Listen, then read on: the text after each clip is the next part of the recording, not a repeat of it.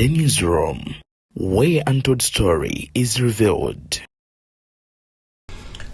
Breaking news, ekivulu Kya King Saha kisaziddwamu poliisi y'amagye ne military biyikiddwa mu bungi okwetooloola cricket oval yonna era wetwogerera kaakano buli aliwo gwe bagenda mu maaso n'okubeera nga bamusindikiriza okwamuka ekifo ebyokwerinda byongedde okunywezebwa nnyo nnyini ddala awo nno erugogo era nga buli munnamawulire osooka kubuuzibwa kanana kataano na mukutu ki gwogenda mu maaso n'okubeera nga okolera okusinziira ku King Saha ono nno amanyikiddwa nti ye wankyukakyuka era takiririza mu bikolwa bya gavumenti yeno eriko oba oliawo nga yemu kuzibadde ensonga lwaki ekivulu kye kigenze maaso n'okwera nga kisazibwamu okusinziira ku munnamawulire waffe aliyo agenda maaso n'okubeera nga atuwa ku mbeera nga bweri ku kadde kano kennyini naye ebigambo bya musajja mukulu amanyikiddwa nga Kabako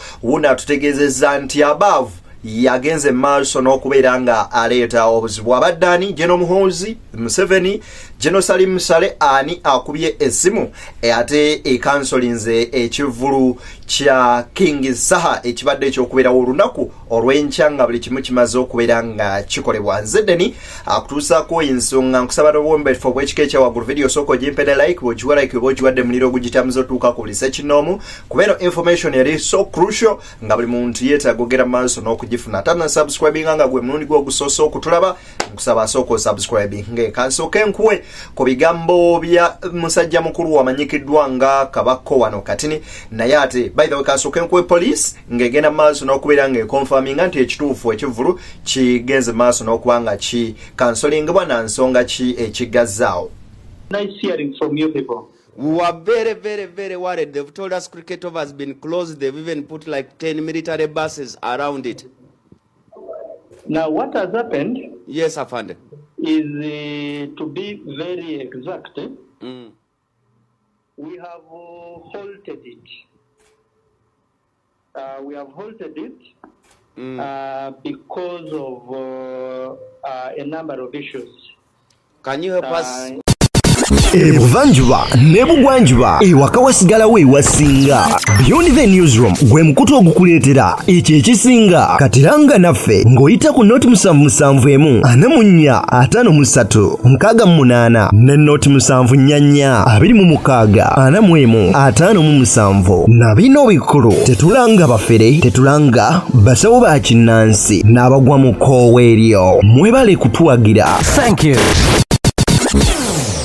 With the issues? We have also issued a communication to one Mr. Galabuzideni Benon of Umoja Management Limited to that effect.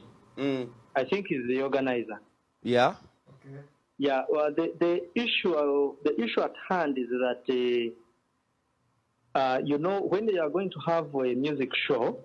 Yes, I found it. Usually the security forces and other teams security that agencies concerned are supposed to do assessments on matters of safety. Yeah. So we got a concern raised by our joint security team as well as the National Sports Council. They both made the observations that there were structural issues about the facility. So structural issues as in pardon? Structural issues, structure as in the venue structure or the people who are going to attend? In the sense that it has the potential to endanger public safety. Oh, in terms of big numbers, in terms of like. I'm not very technical in that area, but we are basing on their observations and their guidance.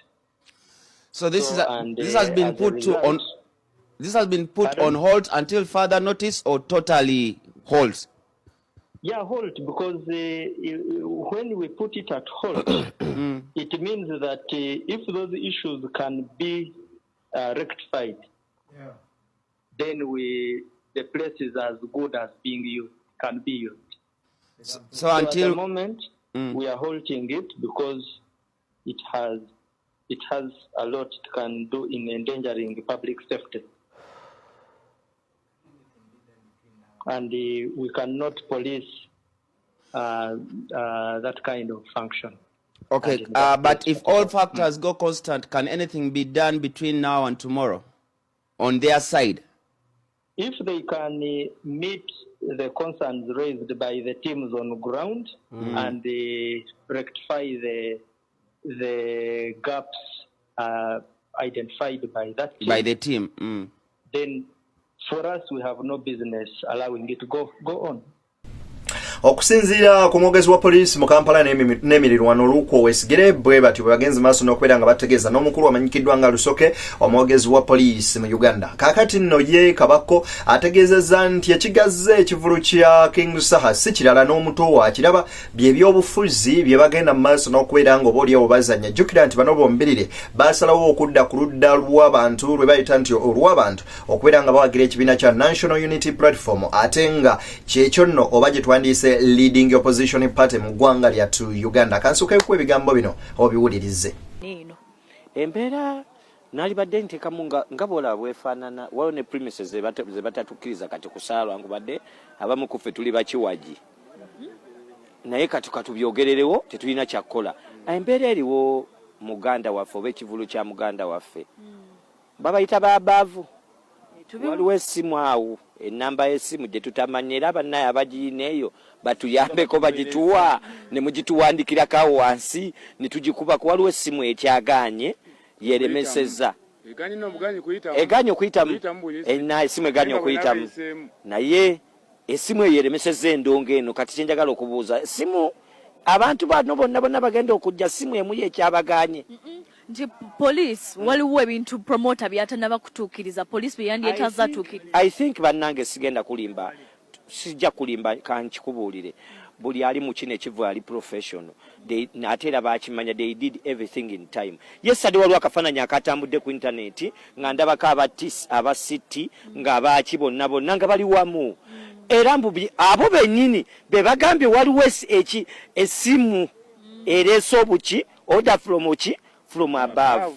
Naye nsaba mbannange nsaba bino kambisabe kulunu nsabye nnyo abantu katusabe Katonda tusabye nnyo nti gavumenti taasa kuluno essala katugiweereze Katonda taasa kuba kati kye tuliko wano we tulaga saa bangambye alina empapula 16 about ekyo ekivulu diso fuso luso tuso buso kuso miso kati waliwo n'ekirala abaavu tekibaddeeko nakyo kati nayo kibaluwa kyekikulira ebyo byonna. King Saha ali mu mbeera ki essaawa zino mwogeddeko okwogerako naye ayiswe yasoogerangako na saa bwentyo musemyo nga boyi kansooke mpumulemu ne mugamba ayino kyekigambo kyensembye okwogerako naye.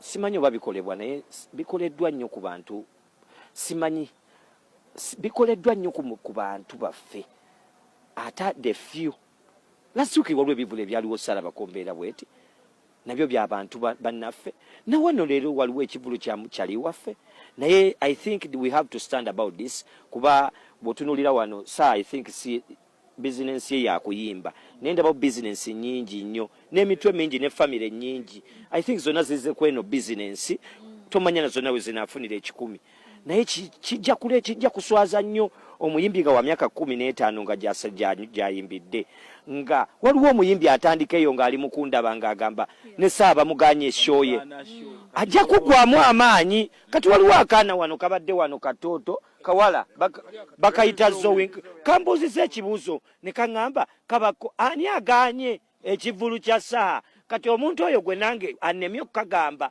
nange kyenkoze nkagambye baabali nsonze mu bangi aba poliisi nga kyentegeeza nange nnemye okukakola ki ne katya nnyo kubaka gye kalaga ko kamanyi byakunyumirwa kumbe biri muno kagabe bajja kuteeka mu drone okusinziira ku bigambo ebyo n'embeera nga bw'eri munywanyi empaawo nakimu kisanyusa genfuna okuva mu nkubo nti King Saha aguddemu mwana wattu ekiyongobero sinakindi bandimussa ku macupa akadde kano kennyini tumusabire oba oliawo agende maaso n'okubeera nga ate yasomoka eno embeera naye nga si birungi ab'ebitongole ebyokwerinda kw'oteeka baminisita above ekyamazima amatuufu omuntu bwe kuba okuyimba nga gwe mulumi gwe mumuleke ayimbe akisanyuse ate abawagizi be instead of ogenda maaso n'okubeera nga ssente z'abantu muzitta okutuuka ku ssa eri oba ssekyo ebivulu mu bigaane omulundi gumu tumanye nti tekyali bayimbi bakkirizibwa genda maaso n'okubeera nga bayimba Bobi Wine mwamufiriza ebivulu bye ebyakyale nga konsati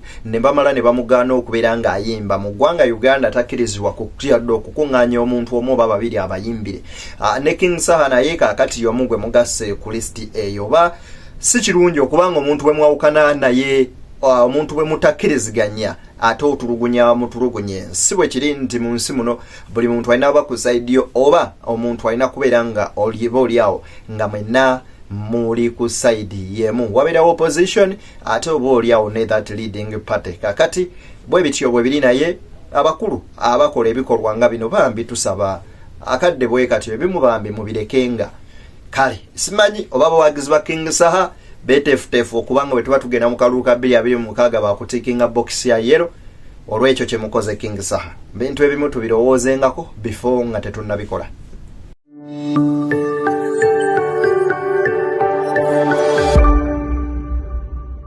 Beyond the newsroom, where untold story is revealed.